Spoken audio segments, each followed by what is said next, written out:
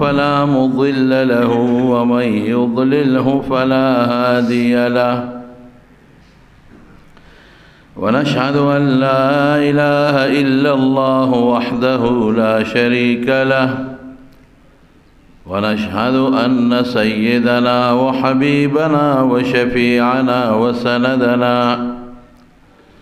وسندنا ورحمتنا ومولانا محمدا عبده ورسوله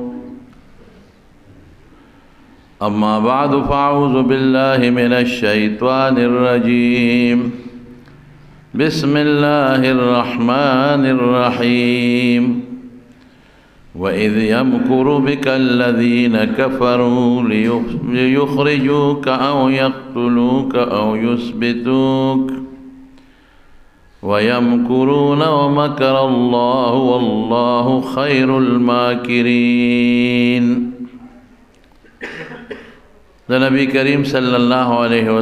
وسلم دا ہجرت خبر میں شروع کرنے وقت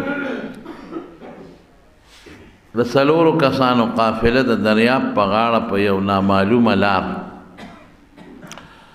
دا مکی شریفین مدینه تروانه شو.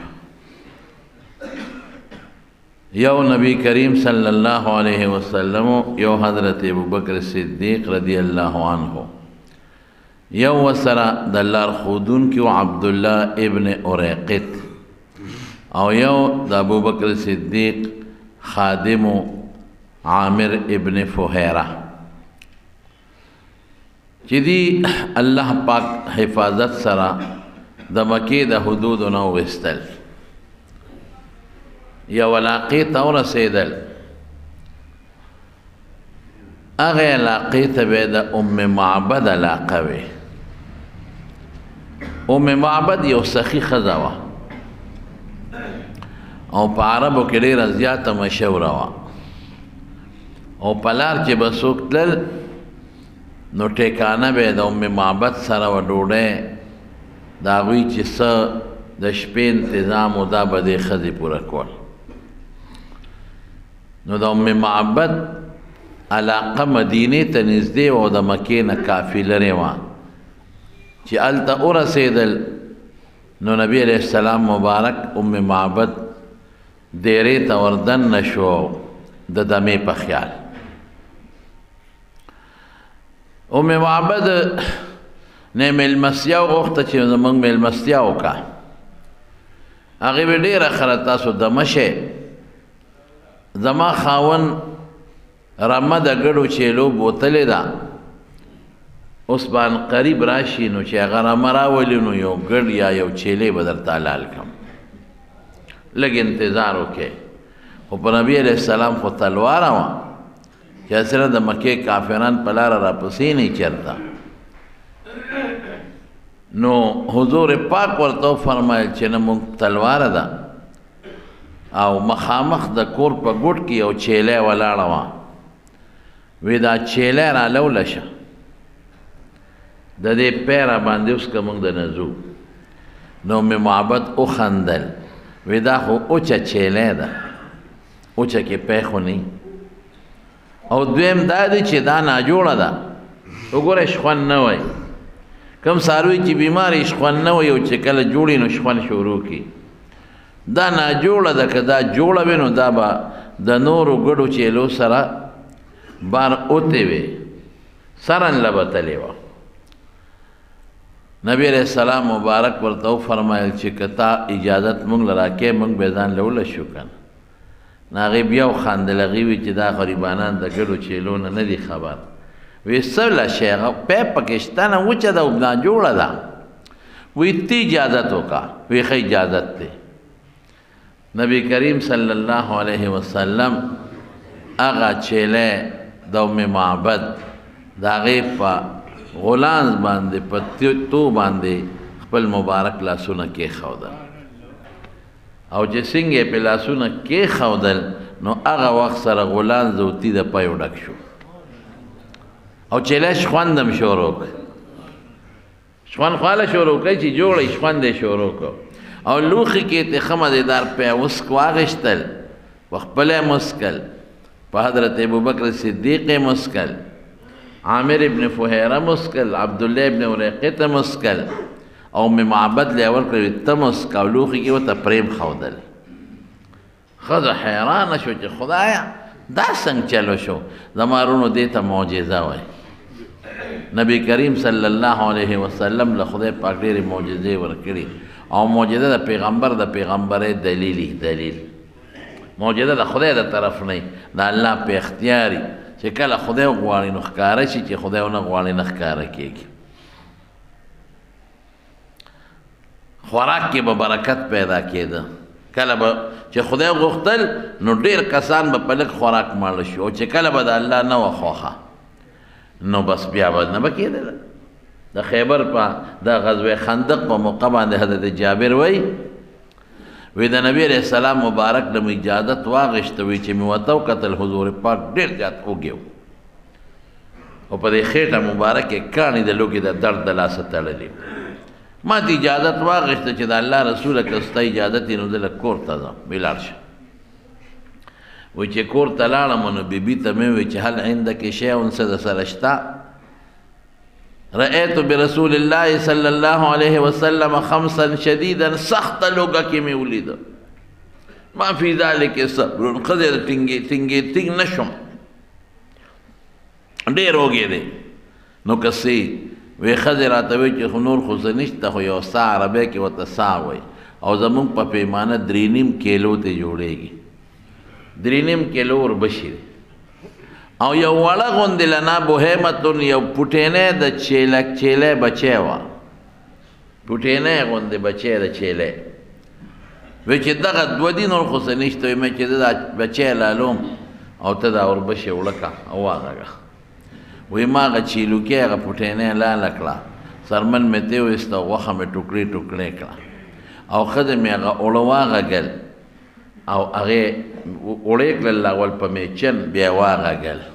وی تر څو چې زه اوزګارېدم ښځه مې مزګاره شوه. وی ما کټوۍ په اور باندې کړه، اور مې ورپسې کړه او ښځې ته مې وی ته ډوډۍ صبر وکړه چې د اوړه خمبیره شي، بیا به روټۍ پخې او زه ورځم چې نبی کریم صلی الله علیه وسلم راوغواړم. وی چې تلم نو ښځې راته وی جابره هسې نه ګورې هم نه شرمې، رسول الله مبارک سره یو 2-3 کسان راوله چې زیات نه ځکه شی دومره نه دی. نبی علیہ السلام خو سخي دی، پوه یې که چې دومره شی دی. وی رالم غلې غوندې پټ به حضور پاک ته په غوږ کې وی د الله رسوله قم انت ته او نفرون او 2 کسان یا یو کس ځان سره که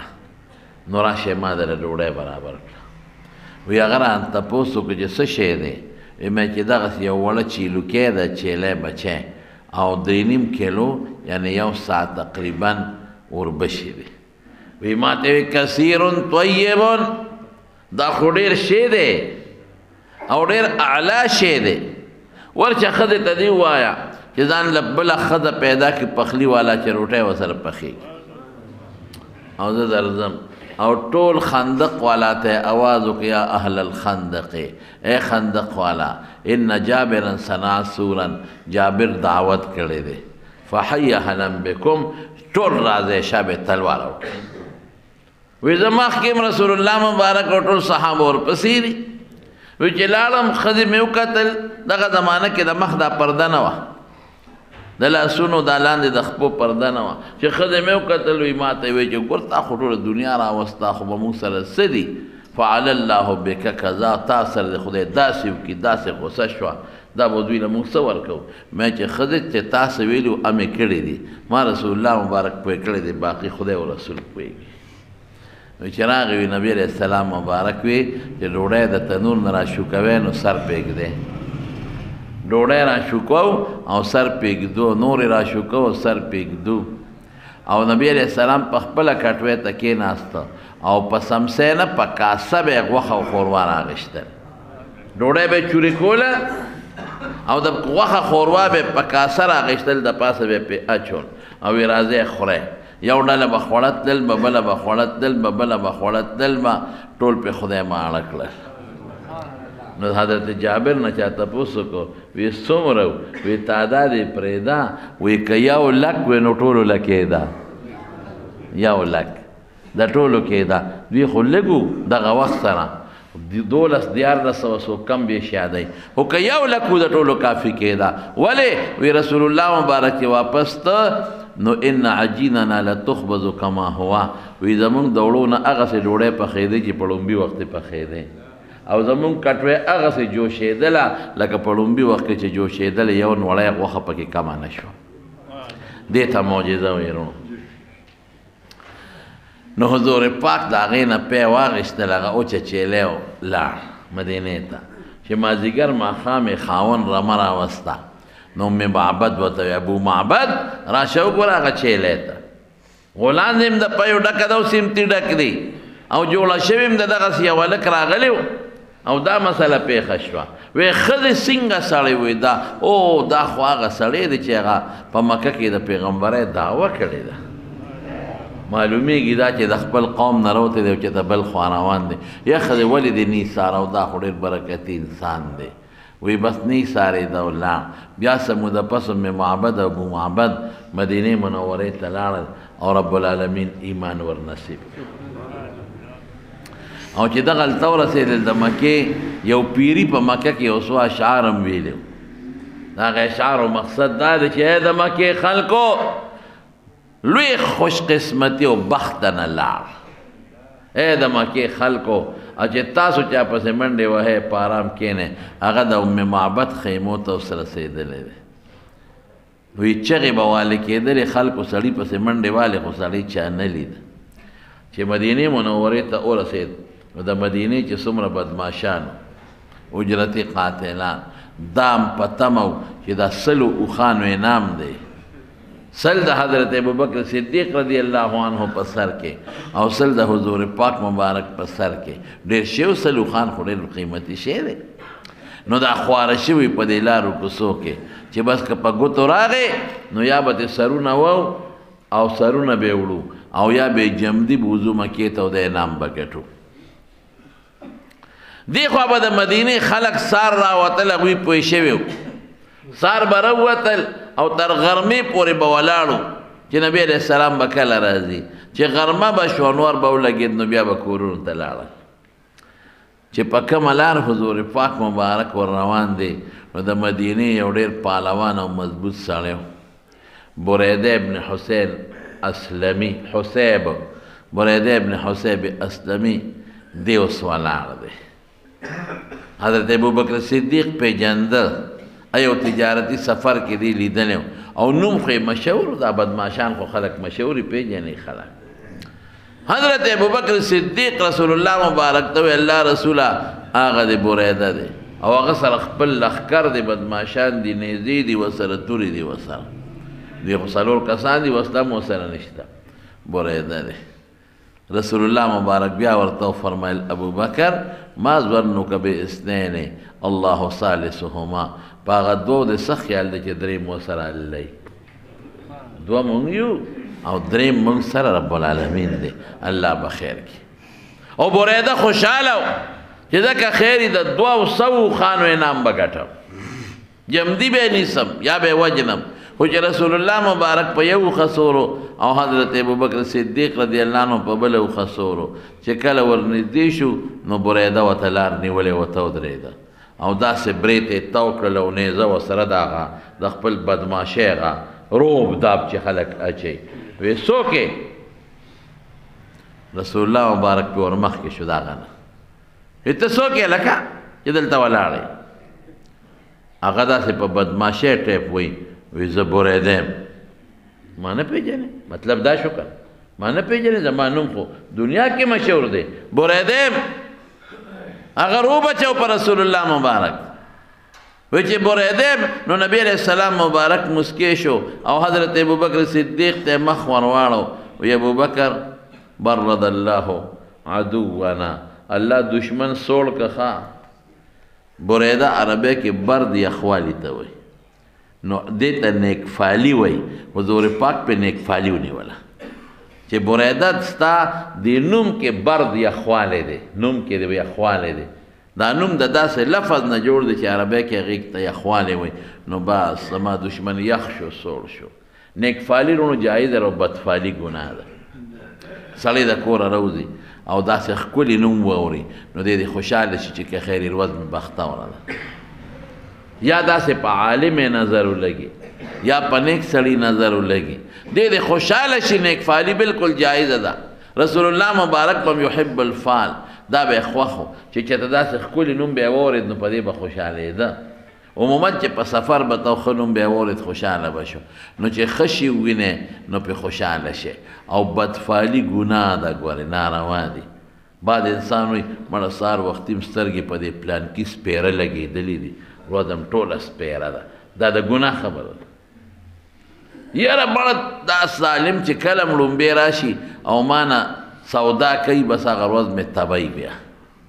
دا ګناه ده دا ناروا دي یاره پلانکي سهار وختي چې د کوره راوځم دا سپېره مې مخکې ولاړ ټوله ورځ مو تبی دا بالکل ناروا دي ګناه ورځ نه په چا سپېره کېږي دکانداري او سودا هېڅ په چا بختوروالی شته یو سړی وایي چې یاره که خیري دا سودا دې سړي ما نه واغېسته ورځ به ښي دا ښه ده خیر دی بده نه ده نو نیکفالي چې ښه شي ووینې او ته پرې خوشحالۍ اظهار وکړې دا په شریعت کې جایز دی او بدفالي چې ته یو شي ووینې او ته وایې چې دا خو سپېره دی ورځ به سپېره نو دا په شریعت کې ګناه ده ډېر خلک دا غلطې څوک وایي د نهې ورځ را پورې سپېره ده د نهې په ورځ کار مه کوئ څوک وایي د چهارشنبې په ورځ کار نه کوو دا چې کله مې په دې کې کار کړی دا سپېره ده دا په شریعت کې ګناه ده بالکل ناروا ده څوک وایي لکه پلانکي وخت کې به جامې نه اینځو مړی چې وشي نو څلوېښت ورځې زموږ دا ښځې جامې نه اینځي څلوېښت ورځې ولې وایي دا بیا په مونږ کې مړی کېږي یا خدای پاکه دا اکثر طالبانو ته یم یو د خدای او د رسول کتاب دی یو د ښځو کتاب دی دا د خدای او د رسول په کتابونو کې نه دا د ښځو په کتابونو کې د جمعې په ورځ جامې مینځه خلک ښځې وسوئ ولې وایي بیا سړی دغه کېږي نیستي راځي خدای زموږ طالبان خو ټولو جمعې په ورځ دي هغې روزګار جمعې په هغې خو نیستي رانله دا په شریعت کې د مارونو ناروا دي ښه بالکل دا ګناه ده دا ناروا دي نروه سپېره ده خلق چې سپیرې نو بیا ویلی شي بیا زمانې ته خلق نسبت کوي چې دا خرابه زمانه ده خو بذات نه خلق سپیري فی ایام نحسات خلق سپیرو نو قرآن شریف کې هغه ورځو ته بیا نسبت وشو خو د ورځو کې څه سپیروالي نشته ټولې ورځې د خدای دي او ټول نظام د الله په لاس چلیږي چې ته بختورې ورځې ټولې بختورې دي او چې ته سپیرې نو ورځې ټولې سپیرې دي چې هغه وی بریده نو برد یخنۍ ته وایي بس رسول الله مبارک ابوبکر صدیق ته وکتل مسکی شو وی ابوبکر وی دشمن مې یخ شو سوړ شو ورته وی د کم قوم سره تعلق لري وی د اسلم قبیلې سره اسلم قوم نو اسلم د سلامتیا نه وته دي عربی کې نو ابوبکر ته مخ واړو مسکی شو وی وصلنا بسلامت ابوبکر په سلامتیا راورسید بیا نیکفالي واغشته وی قبیله دې کومه ده بنو سهم سهم یې ته وایي وی ابوبکر الله را لخی سره کړه حضرت ابوبکر صدیق وایي چې رسول الله مبارک مسکی کېږي او نیکفالۍ نیسي او زه په سودا کې پروت یم چې دا ظالم چې د په حضور پاک غزار ونه کړي ما سره دا سودا ده دې کې د حضور پاک مبارک نه چې دا تپوسونه وکړل نه بریده ورته ته څوک یې داسې بدماشۍ ټیپ باندې رسول الله مبارک ورته وایي انا محمد صلی الله علیه وسلم عبد الله ورسوله د خدای بنده او د خدای پیغمبر قسم دې د دواړو جهان مبارک سردار کې ډېره زیاته عاجزي وه کبر پکې نه د خدای بنده دا لفظ یې مخکې که او د خدای رسول د الله بنده ما او د خدای رسول یم خو چې بریده دا واورېدل نو یعنې زه په لاس کې ویو ځمکې له ټس ورکړه او فورا ورسه وایي وی ان وجهک لیس بوجه کذاب ای سړي ستا مخ د دروغجن سړي مخ نه دی دا د مخ نه معلومیږي د مخ مبارک ته چې د ما وکتل نو ته رښتونې ته دروغجن دی زما وروڼو یو ډله داسې هم ده په خلکو کې چې هغې ته الله پاک صرف د رسول الله مبارک د مخ په کتو ایمان ور نصیب کړی دی او یو ډله هغه سپیره وه چې رسول الله مبارک 40 کاله ورکې تیر کړل او ښه ورته پته وه چې دا رښتونی دی دروغجن نه دی امانتګر دی لیکن د هغوی خاتمه په کفر شوه دا د الله یو عجیبه نظام سلمان ز فارس و بلال ز حبش و صہیب ازرو ز خاک مکه ابو جهل این چی بلعجب است سلمان د فارس نه راغی صہیب د روم نه راغی بلال د حبشې نه راغی خدای ایمان ور نصیب کو ابو بکر د بیت الله د مکې د خور نه پیدا دی ابو جهل د بیت الله د مکې د خور نه پیدا دی دوزخی دی وستا مخ د دروغجن سړي مخ نه لري ته رښتونی ستا څه پیغام دی ویل د خدای پیغمبر زما د دین اسلام نوم دی وی زه به دې څنګه ملګری کېږم وی دا دوه ټکي به وی اشهد ان لا اله الا الله و اشهد ان محمدا عبده و رسوله الله یو دی شریک نشته زه د خدای بنده او د خدای رسول یم بریده سره د هغه خپل لښکر نه کلمې شهادت وی الله مسلمان او بیا څه وی وی د الله رسوله د مدینې خلق قبایلي خلق دی نو که ته زما په امان کې مدینې ته داخل شو نو ته به محفوظ یې هسې نه که په لاره دې څوک نقصان لکه پخوا چې همدې نه چې د څوک مخلوط قبایلو ته وتښتېد یو ملک په امن ورکړه هغه ته بیا چا غږ نه شو کولی ویل لکه پلانکي ملک په امن کې دی نو که زما امن کې داخل شو نو ته به محفوظ شي رسول الله مبارک به ډېره ښه ده دا ښه ده نو څه چلی وکړه خپل پټکی راکوس کړه او د نیزې په سر کې واچو بریده او راغی د رسول الله مبارک د اوښې هغه پړې ونیوه او مخکې ته د کره د نوکر روان دی او لښکر ته وی ګیر چاپېره تاو شئ چې څوک تاوان نقصان ونه رسئ او چغه به یې واله ای خلقه واورئ نبی علیہ السلام د بریده په امان کې مدینې ته داخلېږي ګورې که چا هم په کږو سترګو کتل چې سترګې ته وباسم یعنې د الله نظام ته ګوره سار کې د پیغمبر دشمن او غرمه او ماسپخین د پیغمبر نوکر سار د پیغمبر مرګ پسې ګرځه ماسپخین د رسول الله مبارک حفاظت کوه سار کې توره ورسره ده د پیغمبر دشمنۍ ته ولاړ دی او مازدیګر کې بیا د نبی علیه السلام خادم دی او پیغمبر پړې لاس کې نیولې دی او پیاده ورسره روان الله رسول الله مبارک ته شان ورکوي که خدای عزت درکړي څوک یې دنه نشي اخیستی چې بیا خلق برا د سار روتل د مدینې هغې خو دا خیال و چې دا خو ورځې مزل دی او رسول الله مبارک خو چې وتې د 15 ورځې وشوې اصل کې 3 ورځې خو هغې په غار کې تېرې کړې ولې لیړ شو نو سار به راوتل غرمه به خلک تلل یو ورځ دقسې خلک سار روتل او چې 11 بجې شوې او تلل نو یو یهودي خپلې قلا ته ختلی نو دا قافله یې ولیده نو پوه شو شکی شو نو آواز یې ورکړې ای د مدینې خلکو بخمو قربان شه بخمو بیدار شه هغه تاسو چې کوم مقصد ته ولاړ هغه مقصد مو راورسېده بس وروره خلکو وسلو ته ګوتې کړې او ماشومان او سړي او ټول راووتل یو بل له مبارکباد ورکوي خوشحاله دي چې حضور پاک راورسېد او په ډېر لوی استقبالیه کې نبی کریم صلی الله علیه وسلم عوالیو ته دا د مدینې بارایي علاقه ده چې اوس مسجد قبا کوم ځای کې دی هغې ته ورسېد د ګل په ورځ د غار ثور نه وتی او ورپسې ګل په هغه ورځ باندې مدینې منورې ته ورسېد بنو عمرو بن عوف قبیله وه هلته نبی علیه السلام دیره شو او بیا چې هلته څنګه ورسېد نو فوري د جومات انتظام شروع مونږ خلک جومات وروستو ډېر خلک یې دا ټاونونو له ځمکې ورکړي د جومات پکې بندوبست نه هلکه د خدای سپېره چې 40 جیره به ځمکه دا ته د کورونو له خرڅې نو یو لس مرلې ځای پکې د خدای کور له هم پرېږده که دویم شکر دی زمونږ د پخوانو مشرانو جوماتونو له ځای نه پرېښي دي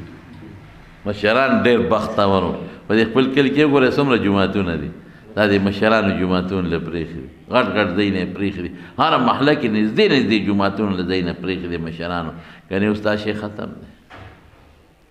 اوس جومات ته څوک ځای نه پرېږدي نبی علیہ السلام مبارک چې څنګه ورسېد لومبی جومات وی دلته به یو جومات جوړو نو یو صحابي دی کلثوم ابن هدم رضی الله تعالی عنه د هغه اجره کې حضور پاک دیره شو او هغه ځای وقف کړ جومات ته نو په حق باندې یو جومات جوړ شو نن سبا ورته خلک مسجد قبا وایي داسې جماعت جوړ شو، داسې دا لومبي جماعت چې مدینه کې جوړ شو. لمسجد اسس على التقوى من اول يوم حق ان تقوم فيه رجال يحبون ان يتطهروا والله يحب المطهرين.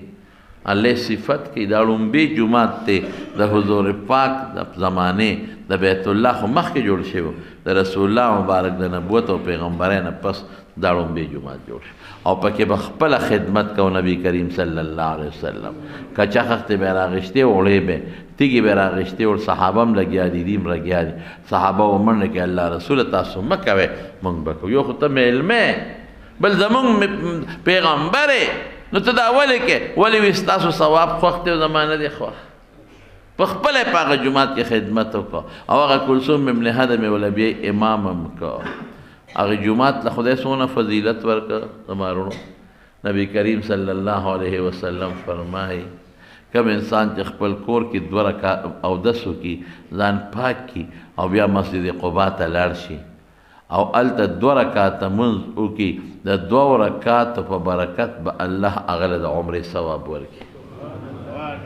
عمره خو ډېر ګران کار دی، الله د مدینې خلکو ته اسانه کړه. دلته مهاجرین غریبانان لاړل، عمره بنده شو، د مکې نه وتل، هلته ورته الله وایي ستاسو مقصد د ثواب دی، تکړه څه ضرورت دی، بس چې تاسو لاړئ مسجد قبا کې 2 رکعاته وکړل د عمرې ثواب درته میلاوي. خیر خلاص الله پیدا خپل فضل وکړه. نو جومات یې جوړ کړ. نو د ګل په ورځ رسېدلی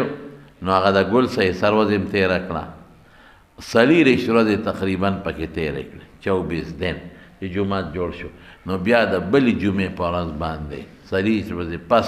بیا را روان شو مدینې منورې ته. نو چې لږ را مخکې شو پټې نو په لاره کې د جمعې مونځ وکړه. دا لومبې د جمعې مونځ چې رسول الله صلی الله علیه وسلم کړی دی، دې نه مخکې نبی علیه السلام د جمعې مونځ نه دی کړی. جمعه واجبه وه ځکه خو صحابه په مدینه منوره کې جمعه کوله، خو رسول الله مبارک نشوه کولی په مکه کې ځکه د جمعې چې کم اجتماعیت او کم شرطونه دي مکه کې نه پوره کېده، خلک نه یو ځای کېدي شو، نه تقریر کولی شو، دشمن یې ډېر زیات و. دار ارقم کې به پټو غریبانان. نو جمعې مونځ وکړو. نو اوس په هغه د یو جومات جوړ شوی دی، خلک ورته مسجد جمعه وایي. قبا نه چې سړی مدینې ته راځي نو ښي طرف ته د سړک نه مسجد جمعې والا جومات دی. نو بیا کې مدینې ته را دانه کېدل زمارونو نو خلک ورته انصار خصوصا د خزرجیان او بیا په خزرجیانو کې د نبی کریم صلی الله علیه وسلم مماخل بنو النجار دی تورې سټونو ته واچولي اوږو ته او ودرېدل چې څوک نقصان ورته ونه رسوي، او ماشومان هم ولاړ دي، ښځې هم ولاړې دي او ټول خوشحالي ده. او تنبلونه وایي طلع البدر علينا من ثنيات الوداع وجب الشكر علينا ما دعا لله داع. په موږ د خدای ډېر لوی شکر واجب دی تر څو چې موږ جب یو او د 14مې سپومې په موږ راوخته. دا څه خوشحاله صحابه. رسول الله مبارک باندې تپوس کا ماشومانو ته سر مبارک ورخته کا بچی زم خوخه ما او د الله رسوله حضور پاک به فرمایل زمام ډیر خوخه.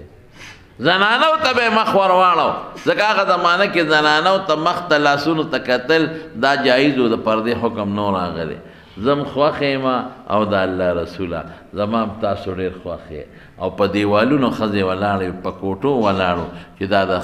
رسول الله مبارک به سینګی او دا به څوکي دا به سینګی.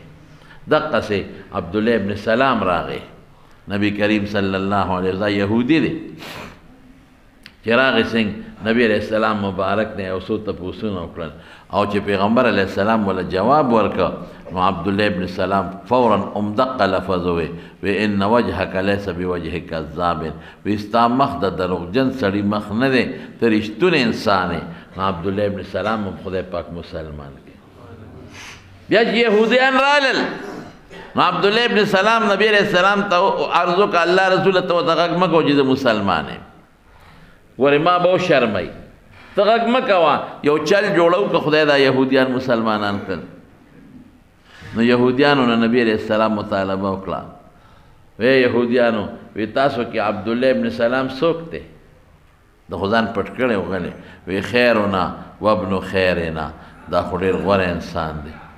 او پلار یې هم ډېر غوره ډېر ښه سړی و نسب یې هم ډېر ښه کوي که عبدالله ابن سلام مسلمان شي تاسو مسلمانان شئ وی خدای دې د اسلام نه وساتي خدای دې د اسلام نه وساتي ابچتی مسلمان شي وی عبدالله ابن سلام پاسید او ما کلمه شهادت و اشهد ان لا اله الا الله واشهد ان محمدا عبده ورسوله وی شرنا وابن شر وی دام ډېر خراب سړی دی او پلار نیکي هم ډېر خراب عبدالله ابن سلام الله رسول دې نه یریدم چې ما کې به نقصانات راوباسي قرآن شریف کې الله فرمایي د یهودیانو متعلق ویعرفونه کما یعرفون ابناهم وی حضور پاک داسې پیژني لکه بچي چې ورته معلوم دی چې دا رښتونی پیغمبر نو یو ځل د عبدالله ابن سلام نه چا تپوس وکړو وی ستاسو متعلق الله قرآن شریف کې فرمایي چې داسې ورته معلوم دی لکه بچی چې ورته معلوم دی دا ټیک ده عبدالله ابن سلام ورته وی نه وی بچو کې بیا هم زموږ څه نه څه شک کله کله راځي چې هسې نه چې د ښځې غلطي نه کړی او دا بچی د بل نه نی پیدا نو بچو کې بیا هم لکه څه شک مک راځي او قسم په خدای که په حضور پاک کې هم دا شک شته موږ ته ښه پته ده چې دا رښتونی پیغمبر زموږ کتابونو کې چې د آخر زمانې د پیغمبر کوم صفتونه دي ټول په ده کې پراته دي دا رښتونی پیغمبر هم خدای مسلمان دارنګې یو راځي او خدای پاک کافران مسلمانوي سلمان فارسی رضی الله تعالی عنه ام خدای مسلمان که زه خیر د هغه واقع لږه اوږده ده نو امرته انشاءالله که موقع بله جمعه کې درته وي نو چې مدینې منورې ته حضور پاک مبارک راته یو نوجوان دی د هغه خبره درته کوم د هغه نوم طلحه ابن برا دی بالغ دی نابالغه نه دی خو نوجوانه لږ دی او د حضور پاک د دې اوښې مبارکې نه کله داسې کله داسې تاویږي را تاویږي نبی علیه السلام پې شکي شو برخوردار دلته راشه څه کې کله داسې تاویږي کله داسې تاویږي توره ورسره ده وی احبک یا رسول الله د خدای رسول ډېر مې خوښ یې ما ولیدې بس په تا عاشق یم ډېر مې خوښ یې حضور پاک ورته وفرمایل وی زه دې خوښ یم ویو بیا خو به زما خبره هم منې که نه وی اړر کوه صاحب یاد وساتئ زما وروڼو د مینې مقصد سی چا سره چې د محبت او مینې د هغه تابعداري به کې د هغه خبره به منې او که ته وایې چې نه دا خو مې ډېر خوښ دی خو خبره یې نه منې دا دروغجن دی دا سړی دا رښتونی سړی نه دی چې د چام پیغمبر خوښي د هغه تابعداري به کوي که د چام پیغمبر سره مینې د هغه شکل به یې خوښي د هغه کردار د هغه گفتار به یې خوښي هغه کار به نه کوي چې کم کار نه رسول الله مبارک منع کړی دی په کم کار خفه کېږي وی مزه دې خوښ یم ویو بیا خو به زما خبره منې وی حضرت حکم کوه وی ښه ورشه پلار دې ملکه سر ته پرې کوه ماله راوړه ځه وی صاحب دلته لږ ودرېږه دا خو ډېره پوټینۍ خبره ده اوس به زما د پلار سر ستا په خپو کې پروت دی چې ته په څه خوشحالېږې هغه زه به کوم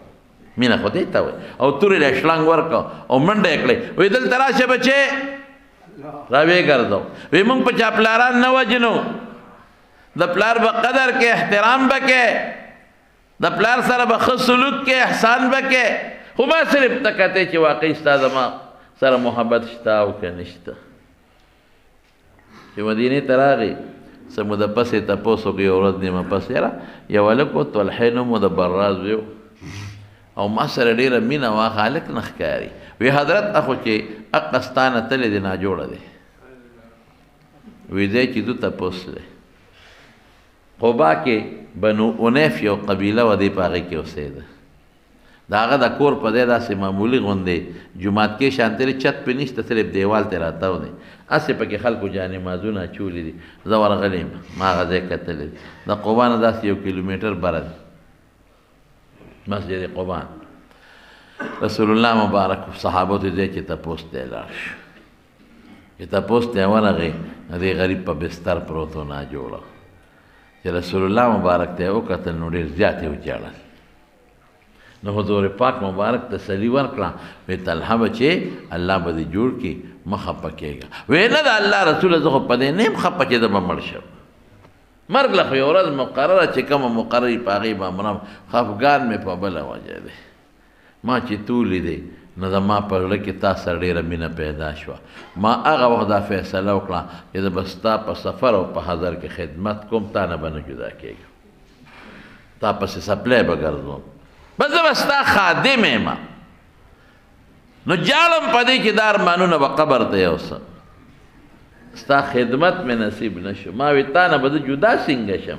هر ورځ به کلی کې زه به تا نه جدا کېږم زه به هر وخت تا سره یم او ستا خدمتونه به کوم نو په دې جاړم چې هماغه ارمان پوره نه شو دا به قبر ته یوسم حضور پاک مبارک تسلي ورکړه او چې بار ووت وي داسې معلومیږي لکه دا طلحه دې بیمارۍ کې مري نو که دې وفات شو نو ګورې ما به خبره جنازه به پرې زه کوم هغه شکي شو هغه وی رسول الله مبارک سو فرمایل وی داسې څه خاص خبره نشته وی نه زه پوه شوم وی ګورې که زه مړ شم زما جنازې له به نبي علیه السلام مبارک نه راغواړئ ولې حضور پاک فرمایي چې زه د چا په چا جنازه وکړم زما په جنازه الله پاک هغه له په قبر کې رڼا پیدا کوي ولې نه راغواړو نن موږ وایو مولوي صاحب پلان کې ناجوړه دي خو چې زما جنازې له راشي شل کاره دې پرېږدي درس دې هم نه کوي بخاري دې هم پرېږدي خو جنازې له راشي داسې نه وه څه وایي وی خیر دی زما جنازه دې ونه کړي خو که زما جنازې له راځي نو په لاره د یهودیانو کورونه دي څوک تکلیف ورته ونه رسوي زما جنازې له دې را نه شي خو چې ده ته تکلیف ونه رسېږي مینه دې ته وایي اتفاق دا د شپې غریب وفات شو صحابه و خخ کړ سار رسول الله مبارک هغه ته خو به صحابه لکه د بچو ښکارېدل او چې چا کې مینه به ډېره وه به بل شان و بیا وی هغه طلحه معلوماتو کې څنګه دی وی حضرت بیګا وفات شوی دی جنازه کله ده وی د شپې م خښ کړې دی جنازه مو کړې ده تاسو ته ما نه وي زه به جنازه کوم وی حضرت تاسو فرمایلي خو هغه وصیت وکړه چې نه زما جنازې له حضور پاک مه راغواړئ هسې نه په لاره یهودیان دي کورونه دي دې راځي تکلیف په تلو راتلو کې څوک ونه رسوي وی ځای چې ځو دې په قبر جنازه کوم حضور پاک راغی او د ده په قبر جنازه وکړه زما ورونو بل شان دوی کړی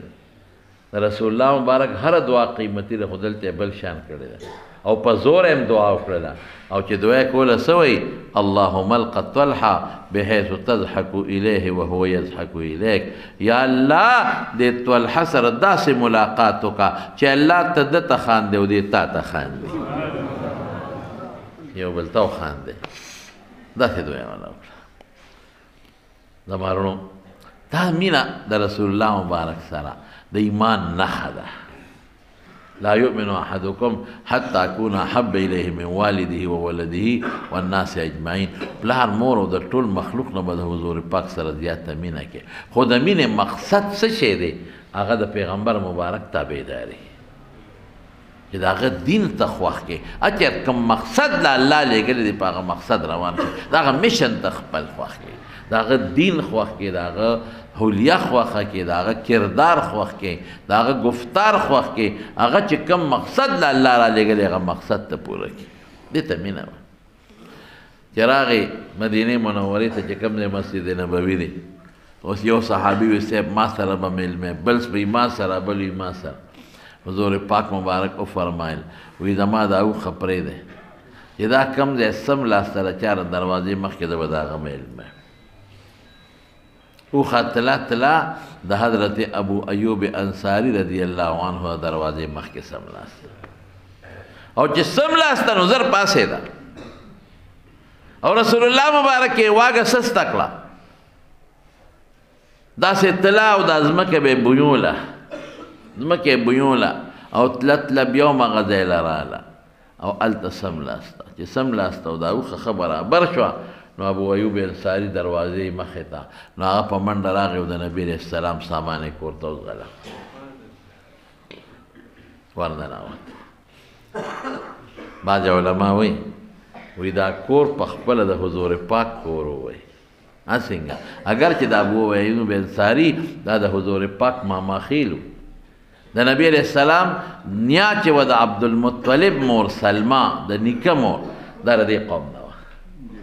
نو خدای په خپل قوم له راوسته خپل ماماخیلو له چې د چې احسان پرې راوندړي لیکن د یمن یو بادشاه د یمن بادشاه ته به هر بادشاه ته به تبع وي یو بادشاه په دې لاره تېرېده پخوانه نو هغه سره خپل مولیان مو نو مولیان ورته وي صاحب دغه علاقه ده چې د آخرې زمانې پیغمبر به راځي دلته به هجرت کوي او دلته به اوسېږي او دلته به دفن کېږي وی ښه معلومات وکړئ د کتابونو نه هغې کتابونه هر سره واخېستل نقشې مقشې هر څه یې وکتې وی صاحب هم دا ځای دی وی ټیک وایه وی وی صحیح ده بس چې په هغه یو لښکر ته یې وی شابه یو کور جوړ کړې یو کور یې جوړ کړه مزېدار او چې د ده په مولیانو کې کوم ښکلی عالم و مشر عالم هغه پکې دیره کړه وی دا کور کې ته اوسېږه خو دا ستا نه دی دا ما د آخرې زمانې پیغمبر له جوړ کړه که ستا وخت کې راغی نو دا کور به وله او یو خط یې ورته لیکلی بادشاه ولیکه چې دا کور مې تا له جوړ کړه په دې بنیاد چې ما ته مولیان ووایي د خپل دین چې د آخر زمانې پیغمبر به دلته راځي ما دله دا کور جوړ کړه دا ستا دی خو تا رساله دی ابو ایوب انصاري ته یې ویې که ستا وخت کې راغی ته به یې ورکړي کور به ورته وسپاري او که ستا وخت کې رانغی نو بچو ته دې ووایه چې دا ګورې د هغه کور دی هغې به یې سپاري او بچو ته ووایه چې هغې خپلو بچو ته دا وصیت کوي اتفاق دا چې دا ابو ایوب انصاري دا هغه ملا صاحب په نوسو کې و دا هغې نوسو کې نو گویا کې خدای پاک حضور پاک مبارک خپل کور له راوست نو چې راغی نو ابو ایوب انصاري حضور پاک مبارک ورته ابو ایوب ته بره اوسېږه دوه چاته زه به لاندې اوسېږم ما له مېلمانه راځي نو چې زه بره یم او په تا راتېرېږي نو بده خبره ده وی ښه حضرت نو ابو ایوب انصاري بره چت کې دیره شو او رسول الله صلی الله علیه وسلم لاندې نو چې شپه شوه نو ابو ایوب انصاري ښځې ته وایي دا هم څه غلطي وکړه مونږ به بره یو حضور پاک مبارک به زمونږ د خپو لاندې دا به څه کوو نو غریبانانو دواړو شپه دیوال ته تېره کړه چې اوس کوزېدی هم نه شو هسې نه راویښ نه شي او چې زمونږ د خپو به لاندې را نه شي نو شپې دیوال ته او عجیبه دا وه چې مونږ سره بر یو لوښي و د اوبو ډک ورانه توی شو مونږ هسې نه ده لوښې د دې څاڅکي په نبي علیه السلام ورونه څاڅي نو مونږ سره یو غټ څادر و هغه هم پکې کېښو هغه اوبې راخ کې نو څادر هم لون شو نو یخه یخني و او څادر هم نو دیوال پورې م ځان ټینګ کړی و شپه م په ولاړه تېره کړه نو سار راکوز شو الله رسوله دا شی مونږ ته ګران دی تاسو به لاندې مونږ به در باندې بره یو ته به زمونږ د خپو لاندې تاسو بره وخېږئ مونږ به لاندې یو وی نه خیر دی ابو ایوب اجازت دی تاسو ته ما له مېلمانه راځي نو چې تا او ښځې دلته یې او تاسو راتېرېږي نو لږه نامناسبه نو څه موده حضور پاک د ابو ایوب انصاري کره تېره کړه او بیا وروستو یې ځان له خپل کورونه جوړ کړل د بیبیانو دپاره هغې سره نږدې نو هغې ته منتقل شو او چې راغی مدینې منورې ته نو دلته هم لومړی جومات جوړی بلکل د ابو ایوب انصاري کور سره خوا کې یو شاړ غوندې دی او درمن و درمن خلکو په یې کجورې وچولې او څه زاړه قبرونه ببرونه هم پکې وو وایي دا ځای د چارې دا به مونږ والو جومات به پکې جوړ کړو نو دا یو دوو یتیمانانو ترې وی بلکل دا زما دلویرونو دی او دا جومات ته وقف وي نه پیسې به یې ورکوو نو حضرت ابوبکر صدیق رضی الله عنه د خپل ذاتی جیب نه 10 اشرفۍ ورکړې 10 دیناره او ځمکه یې واخېسته نو ځمکې هغه د مشرکانو زاړه قبرونو هغه یې وکنستل هډوکي یې ترې لرې کړل او اوار یې کړ او چې کوم پکې د کجورو بوټي موټي و هغه یې ووال هغه یې غاړو ته کېښودل یو حدبندي غوندې وکړه او چانکر یې راوړل دا نري کاڼي پکې خواره کړل چې خټه پکې نی بره پې چت نو نو هغې کې به حضور پاک مونځ کو دا جومات شو ډېره زمانه د رسول الله مبارک جومات بغیر د چت نو بیا وروسته پې سفر جوړ کړ هغه هم د کجورو څانګې پې د پاسه واچولې نو چې باران به وشو نو څڅېده به نو خلکو به کاڼي راوړل ځان ته به یې چول چې زمونږ جامې او خپې د خټو نه شي په هغې به یې مونځ کوه دا پوخوالی وروستو شوی د مارونو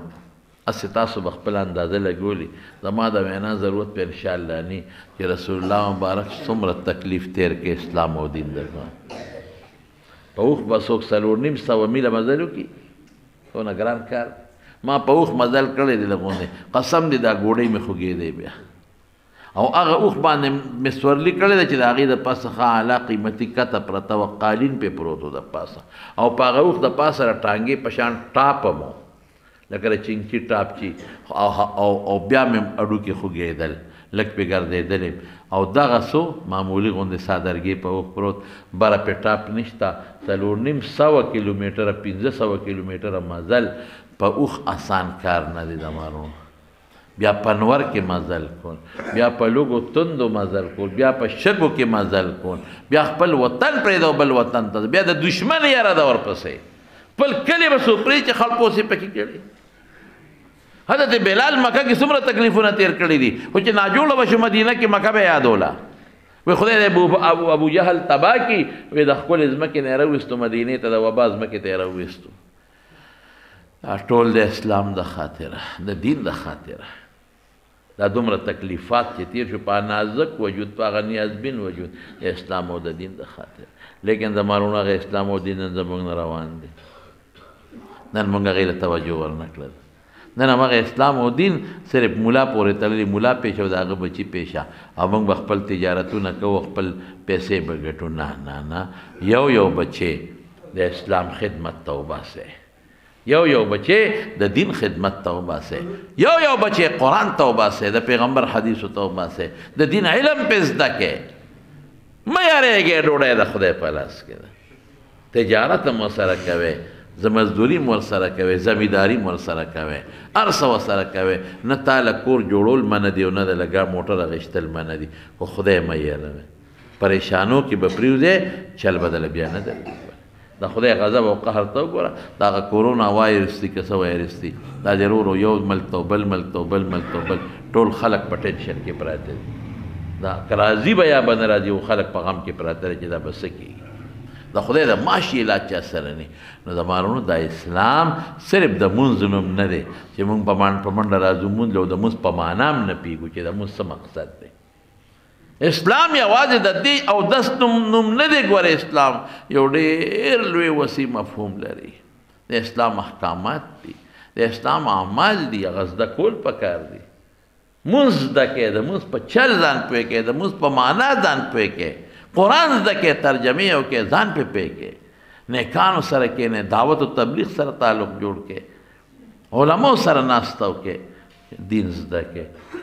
دا الله تپوس کوي د پیغمبر مقصد خو همدغه د رسول الله مبارک چې ته وایې چې دا چلو ته د پیغمبر نه لوی سړی هغه نه دي کړي تاسو وکړل بچو باندې علم وکړئ دین اسلام ته بچي وقف کې او د اسلام دپاره محنت وکړئ او خواري وکړئ او دا اسلام په خپل کور کې په خپلو بچو په خپله ښځه راولئ مونږ وایو لکه ملک اسلام رانغی ملک کې دې خدای اسلام راولي خو زما دا شپږ فوټه وجود کې دې خدای اسلام راولي ملک کې دې خدای راولي ضروري خبره ده چې ملک اسلام راشي ملک به په امن شي اطمینان به راشي سکون به راشي دین خدمت به وشي خو لیکن هغه اسلام چې د ما استادات سره تعلق لري دا شپږ فوټه وجود اسلام کې ډوب کړه کنه ادخلوا فی السلم کافه مکمل ځان ور ډوب کړه زمارونو ډېر لوی محنت حضور پاک کړی د اسلام دپاره الله پاک ته زمونږ هم د اسلام خدمت نصیب کړي یا الله د رسول الله مبارک او د هغه د صحابو چې دا کومې قربانۍ د کوم دین دپاره کړي دي الله په هغه دین زمونږ ژوند او زمونږ مرګ نصیب کړي خدای د اسلام نه مونږه محروم مه کې اسلام او ایمان هم نصیب کړي د بچو هم نصیب کړي د دوستانو هم نصیب کړي او الله ته زمونږه ټول وجود په اسلامي احکام باندې منور کې او په دې ملک او په دې وطن کې خدای د اسلام نظام راوړي یا الله چې کوم مسلمانان بیماران دي ته ول روغ صحتونه ورکړي شفا ورکړي که څوک قرضداران دي تنګ دسته دي پراخه روزي ولا ورکړي رب العالمین چاته څه ټینشنونه پریشانې دي په خوشحالو ورته بدل کړي خدای موږ ټول د حاسدینو د حسد نه وساتي د بغضیانو د بغضونو نه وساتي د ساحرینو سحر نه وساتي د شریانو د شر نه وساتي بعضې ملګري دي بیماران دي زموږ پېښور کې هم څه دوستان دي سار نه ټلیفونونه کړي څه بیماران دي دعا ورته وکړي چې الله روغ صحتونه او شفا ورکړي څومره ملګري چې لرې لرې ځای نه راځي خدای په یو قدم اجر ورکړي ته برکتونه ورکړي ته وله خوشحالۍ ورکړي ته د فتنو آفاتو مصیبتونو نه په امن و امان کې وساتې زموږ چې څومره دوستان دي د جمع ملګري کې زموږ د اواز څوک اوري او زمونږ دا بیان څوک اوري الله تعالی د خیر او د عافیت ژوند ورکړي او دې د پریشانو مصیبتونو په امن کې وساتي رب الجلال چې څومره مردگان وفات دي زمونږ په دې زیارت کورونو کې دا مقبره سره صابر مولوي صاحب دا هغه نوجوان زوی څوارلسو کالو ابروز وفات شوی غریب پریشانه دي دعا وکړئ چې خدای پاک دغه بچي د آخرت د خوشحالو ذریعه وګرځي او الله پاک ټول پلار او مور او ټولو بچو له صبر ورکړي او د غمونو نه خدای وساتي هغه اجر ډېر پریشانه دي زه ورسره بل ډېر پریشانه شوم نو دعا ورته وکړئ چې خدای وله په زړه صبر پټی ولګي کور والا له خدای په زړه صبر پټی ولګي د دې بدل یې وله خدای په دنیا او په آخر کې ورکړي خدای د نورو غمونو نه په حفاظت کې وساتي او خدای چې څومره مرګري دی او چاته څه پریشانی او مشکلات دي خدای پریشانی او مشکلات په خوشاله بدل زموږ رنځوران روح کې موږ د روحاني بیماری نه خدای شفا نصیب او یارونو د کشمیر مسلمانانو ته دعا وکړئ کشمیر مسلمانانو باندې ډېر لوی ظلم شروع دی دلی کې مسلمانانو باندې ډېر لوی ظلم شروع دی د هندوان د خدای تباہ ورمات کړي مودي د خدای هلاک کړي دغه مسلمانانو د رب العالمین حفاظت وکړي او چې کوم د مسلمانان په تکلیف کړهو کړي الله ته مدد وکړي د شام د یمن او خدای د ټولو مسلمانانو حفاظت وکړي او د طالبانو د افغانستان او د امریکې جوړه روانه د دعا وکړي چې خدای جوړه وکړي خدای د افغانستان خوره باقي د مسلمان د وینې نه محفوظ وساتي الله د ټولو مسلمانانو ځمکې د مزاحوي مسلمانانو د وینو نه محفوظ کړي زمونږ د ملک ته دعا وکړي خدای زمونږ د ملک حفاظت وکړي او خدای زمونږ حفاظت وکړي او خدای زمونږ د اسلام او د قرآن زندگی نصیب وګرځولې کې برحمتک یا ارحم الراحمین